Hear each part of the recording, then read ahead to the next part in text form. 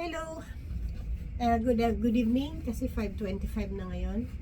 Hindi, oo nga pala, 5:30. Thursday ng 5:30. Malapit na rin, no? Malapit na maging April. Malapit nang matapos ang March, no? And then April na. Pero same pa rin as usual, medyo malamig pa rin dito sa Japan. Sa umaga, grabe ang lamig. Akala mo February.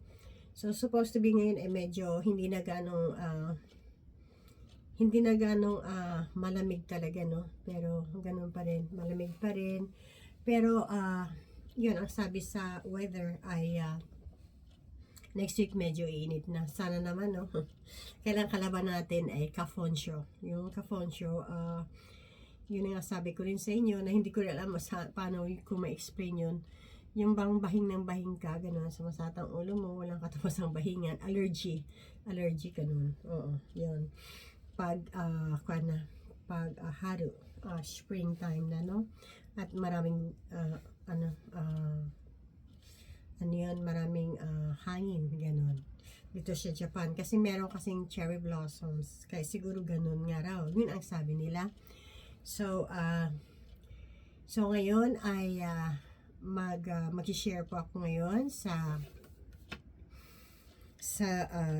ang ating topic ngayon ay sa chapter 2 na po tayo sa The Purpose Driving Life. Sinulat po ito ni Rick Warren, no? Ito ay hindi ka isang aksidente, no? Dito tayo muna sa chapter 2. Paganda po ito, no? Hopefully yung yung ibang paano ba yan pagkasabi, yung hindi pa gano'ng nakakilala sa ating Panginoon or kilala nila but hindi pa nila ganong nasaliksik ang salita ng Panginoon. Maybe yung mga friends nyo, sana makinig naman sila because ito ay para sa atin, ito sa kaligtasan, di ba? Kaligtasan ito, salvation, no? So, at para manawaan din nila, no? Yun ang ibig sabihin to. Hindi ka isang aksidente. Dito sa Isaiah 44:2. Ito ang sinabi ng Panginoon niya na lumikas sa iyo, na nag-anyos sa iyo at sinapupunan. Ang Diyos ay hindi nakipagsapalaran. Sabi pa niya, no? So, anyway, alam naman natin yan, no? Very famous talaga kahit nung maliit pa tayo, no? Na ang Panginoon ay gumawa ng world, no? Gumawa siya ng lahat, di ba? Gumawa siya ng dagat, ng mga animals, lahat. So, sa 6 days yun. And then, gumawa siya ng tao. So tayo yun, no? Hindi tayo yung mga ancestors natin, no? Mga ancestors natin, ngayon nabuhay tayo, ganun. So, minsan kasi isang tao kasi, ano yun, minsan pag hindi masaya yung buhay nila, maraming problems, no? Karoon sila ng depression, no? Stress, no? Ang dami-dami ng mga iniisip nila. Yun, sinisisi nila ang Diyos at sinasabi nila na, bakit pa ako isnilang? Ganun. Ba't pa ako sinilang? No? Ba't pa ako nabuhay sa mundong ito? Para mga ganun, no? Minsan nag-away yung family, no? Mga magulang na, bakit yung pa ako isnilang? Ganun lang ng buhay ko. Diba? Hindi lang yung sa drama, pero meron din yung sa katotohanan, no? So, yun ang unang natin, no? So, ang sabi rito ay, ikaw ay hindi isang aksidente. Ang kapanakan mo ay hindi pagkakamali, no? Hindi ka talaga isang aksidente lang. Dahil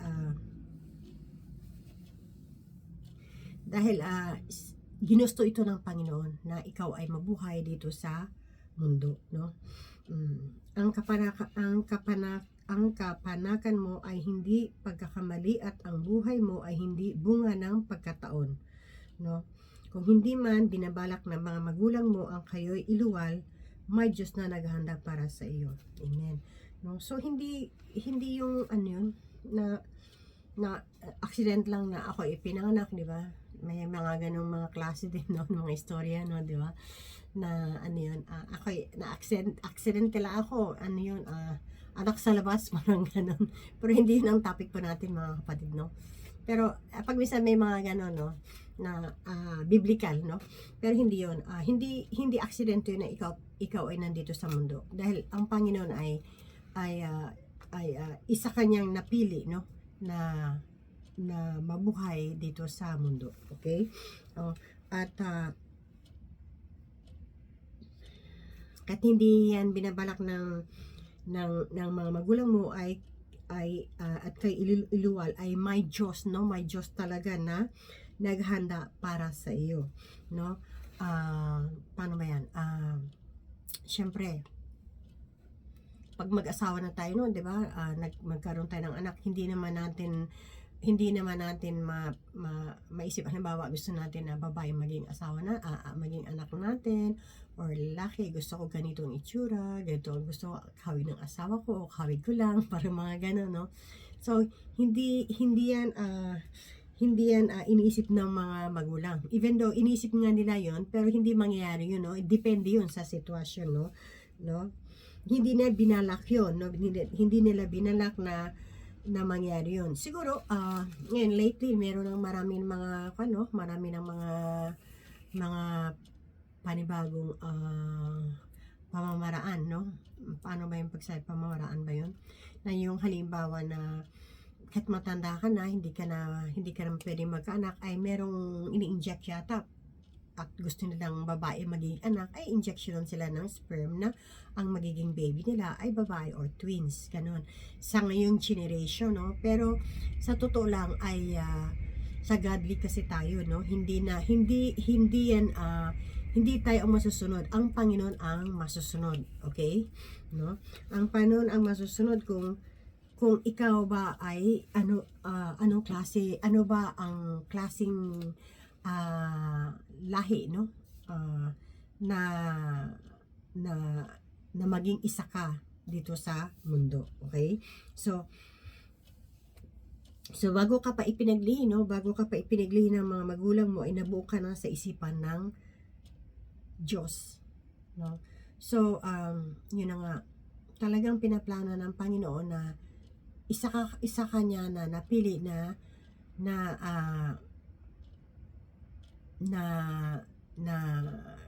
yun na nga, na nababuhay ka dito sa mundo, parang gano'n, no? So pinili rin niya yung, ilagay natin yung lahi mo, di ba? Nandito rin ito, no, sa sabi dito sa chapter 2 natin, hindi kasi isang aksidente, na pinili rito kung anong lahi ang lahi ka, no? Ilagay natin, kagaya sa akin, Asian ako, no? Asia sa Philippines, I came from Philippines, right? So ganon, ang magulang ko, siya, ganon, ang magulang ko, aking nanay, tatay, parang ganon. Tapos ganito ang balat ko, parang ganon, no? So, pinili yan lahat ng Panginoon. Kung maganda ka ba o pangit ka ba, pero talaga, sa mata ng Panginoon, walang pangit. Lahat ay magaganda. Okay? Totoo yan, no? Dahil siya ang gumawa sa atin, no?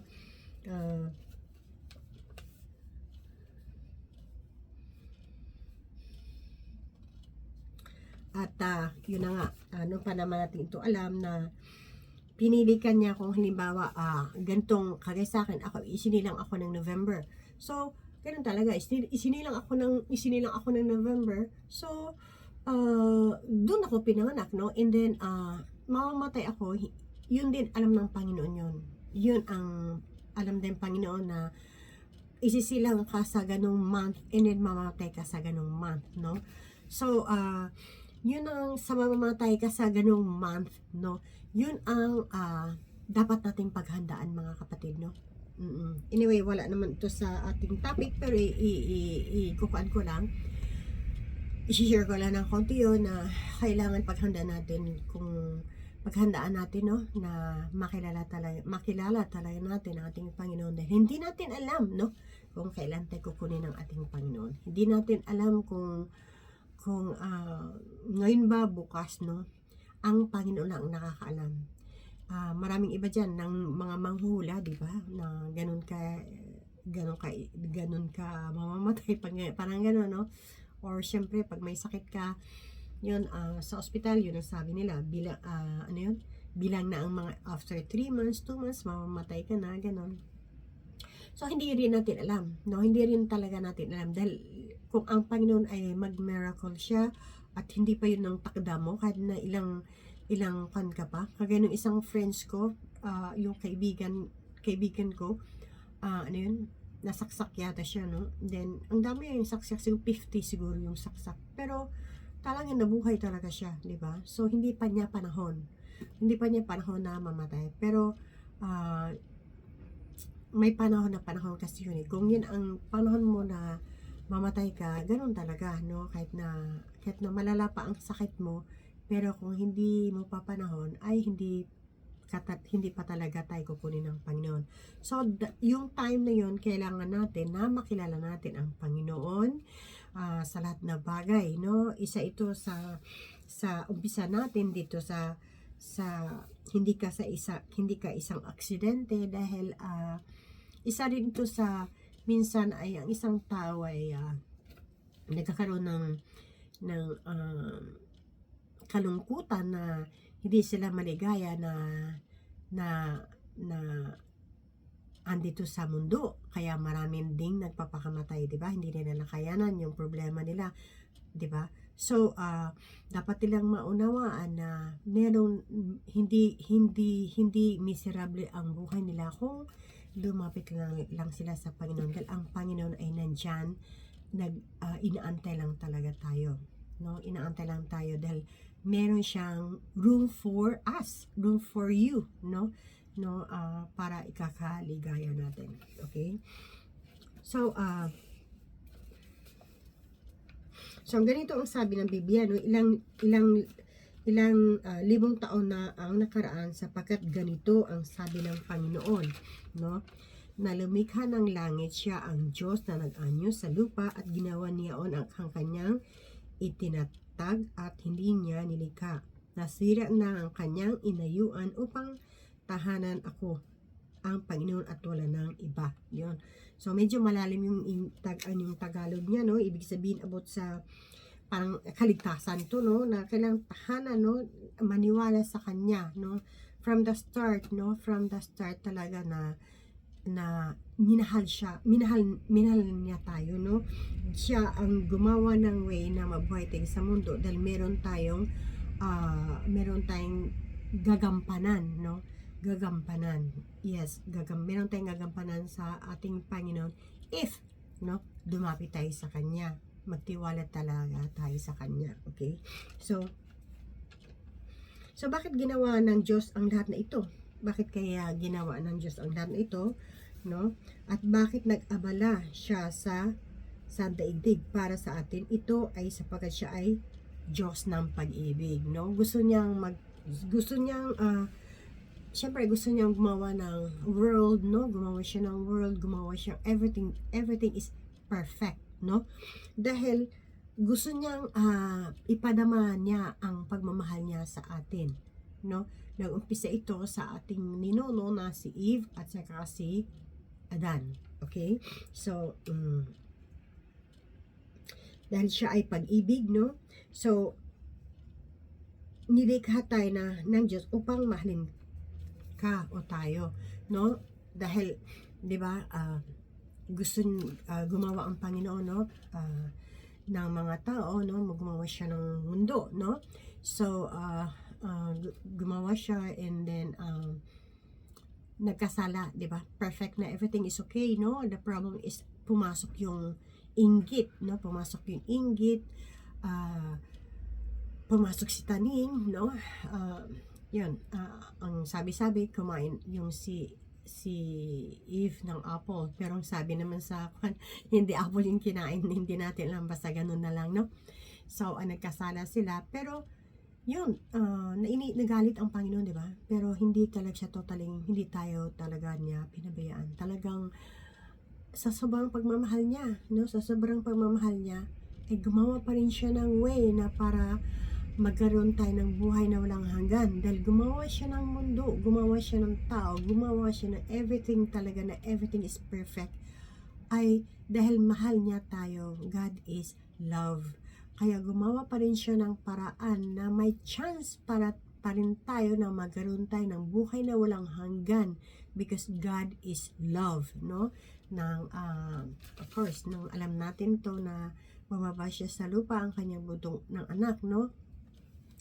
Ibinigay, no, is ang si Jesus bumaba sa lupa para tubusin ang ating kasalanan dahil sa sobrang pagmamahal niya sa atin. Until now, He loved us, no? Mahal niya tayo, even though ni-reject ng mga tao siya, hanggang ngayon ay ganun pa rin, no? Ni-reject din ng mga tao ang mga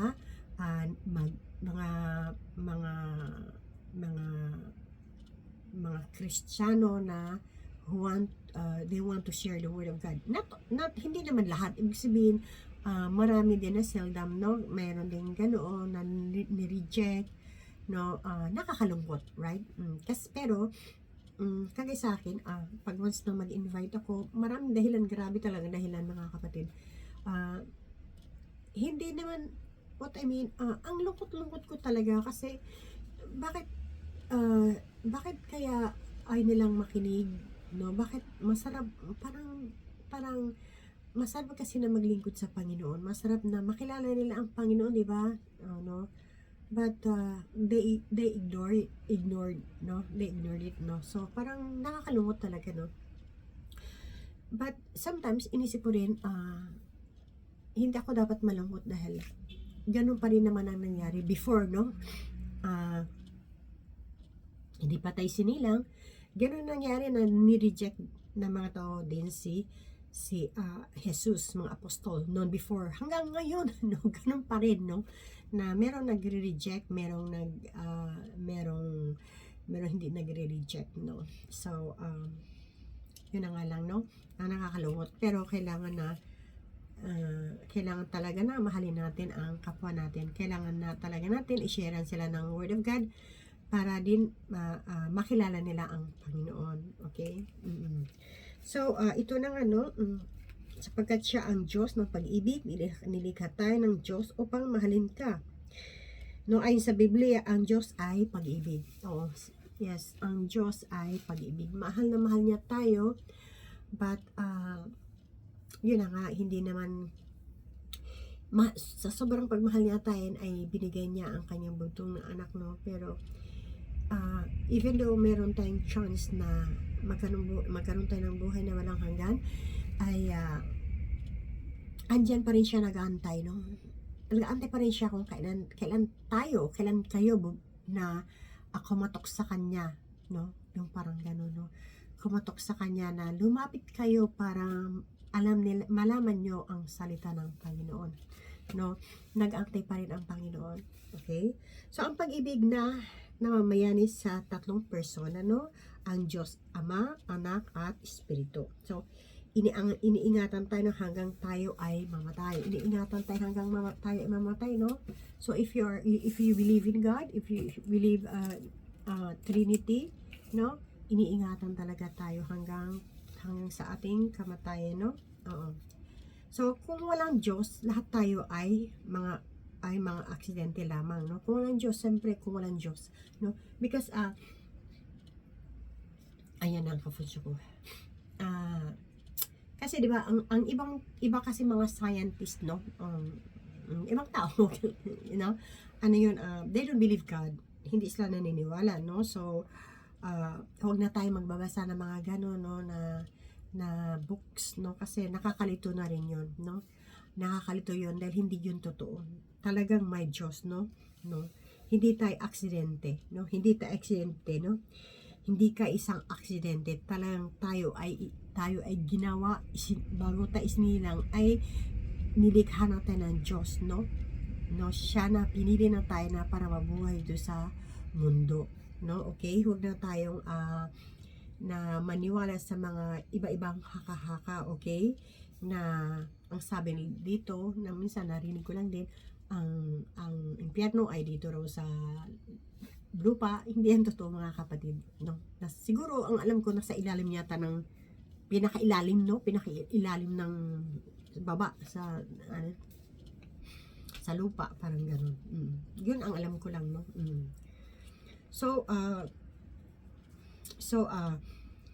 At ang bunga ay isang pagbabago, yan ang mga paniniwala sa iba, no? Kaya huwag na tayong maniwala. Subalit, may Diyos na may lumikha sa atin. Yun ang isipin natin. May Diyos na may lumikha sa atin, no?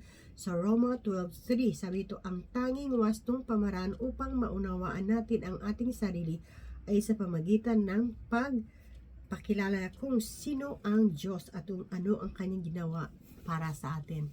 Okay? Kung meron kayong Biblia, meron naman dyan mga kapatid sa ating phone, upload kayo ng Bible, may Tagalog, may English, kanon. So, yeah, if I have time, no? Kasi maraming time na tayong nagfo-focus tayo sa Facebook o sa YouTube o sa mga games, no? So, bigyan din natin ng time na pwede man tayo mag-upload dyan sa ating ketay na magbasa rin ng Biblia para malaman din natin ang salita ng Panginoon. Okay? Even though 1 hour lang, it's okay, kapatid, no? Okay, para malaman nyo talaga. And if you have a church there, more good, no? Kung meron kayong church, no? Oo, ito na ang aking ilang minutes lang ba? 20 minutes lang. Kasi ito lang ating ma-share dito sa chapter 2, hindi ka isang aksidente. And then next week I don't know if I have time next week, no? Baka dalawa ang aking i-share. Itong chapter 3, no? Ano ang nagpapatakbo ng buhay mo? No? Alam mo, ang ganda-ganda talaga ito. Padahan-dahan, no? Ang ganda-ganda talaga ito, no? So, i-share ko ito sa inyo, no? Pagpalago ng iyong pakipagkaibigan sa Diyos. Meron din dito. Hanggang matapos to, no? And then if I have, kung gusto ko rin na mag-share ng ibang about sa ibang topic, i-share ko rin sa inyo. But ito ay ikukan natin ito, i-maintain natin itong Tagalog edition sa kay Rick Warren, no? Okay, hanggang dito na lang mga kapatid, at always pray na lang po sa ating Panginoon and take care, no? Lord, maraming salamat sa araw na ito, Lord God. Maraming salamat sa buhay na binigay niyo po sa amin, Lord God.